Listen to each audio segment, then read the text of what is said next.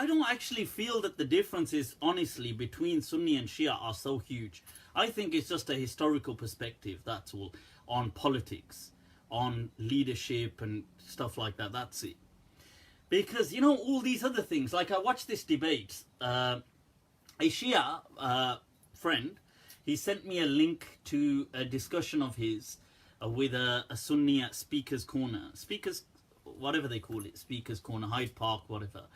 So I watched, not all of it, but I watched some of it, and they were speaking, and in between they were talking about Sunni Shia kind of differences, and they kept bringing up Mutah, you know, this temporary marriage, and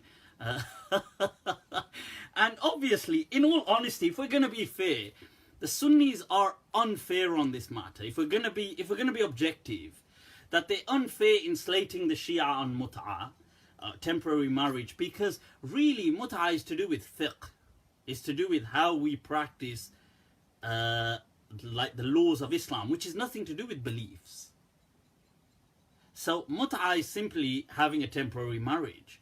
Now, whether you accept it or don't accept it is a matter of fiqh. It's not actually a matter of iman, and for some reason we've made it a matter of iman, and what the hell has it got to do with iman? And there's been many Sahaba who allowed Mut'ah, coming right down to the likes of scholars like Ibn Ashur from, you know, the great Maliki legend. People like this, they allowed Mut'ah. It wasn't, and today the Sunnis have this equivalent, which in slang terms is called nikahul misyar, which is like a low commitment kind of marriage, where it's just what I call one of Erik Erikson's stages in psychology and development, which he says low commitment, high exploration. So these are like, and the Sunnis, I think, really, to be honest with you, if the Sunni scholars weren't that critical of Mut'ah, let's be honest, they would be on it like they would be madly on Mut'ah, if we're just going to be honest. Because all the Muslim circles seem to be discussing all the time is just marriage, like massively deprived and depraved. So let's just face it, that, you know, so why are you bashing the Shia and Mut'ah? That's just I just find, is it just a point of jealousy? Anyway, let's move on. Right, so what's going on? Right, I've done a bit of shopping, people, some book shopping. You can't really see my books here, but loads. I spoke last week about Sahih Bukhari and this research that I've been doing for a little while now. Somebody said Mut'ah is fun, though. I kind of wish Sunnis believed in it too. Believe. Believe. Of course we are people of belief. On that note, there is people who are interested in research on the topic of Mut'ah.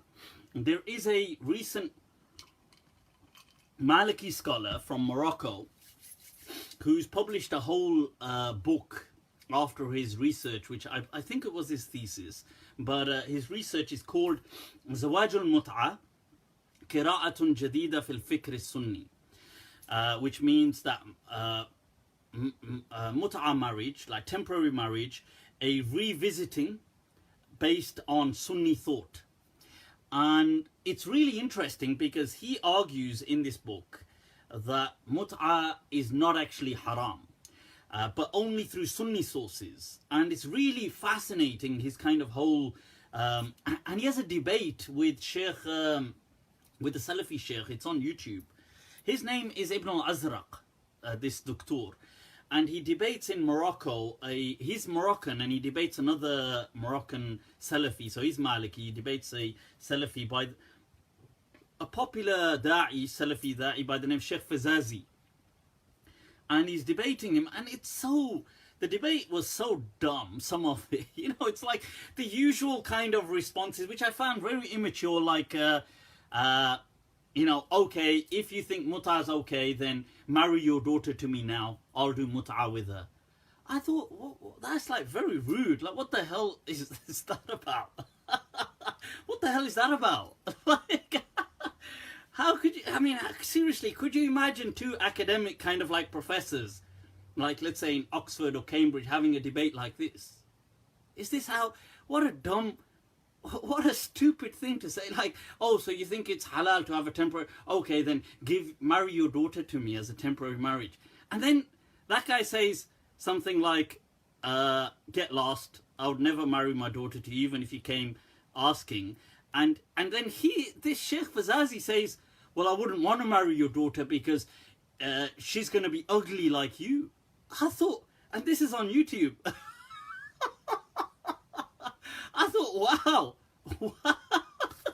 this is like a debate between, I thought, this is just, wow, this is amazing, man. Like how dumb people are. Anyway, moving on. So people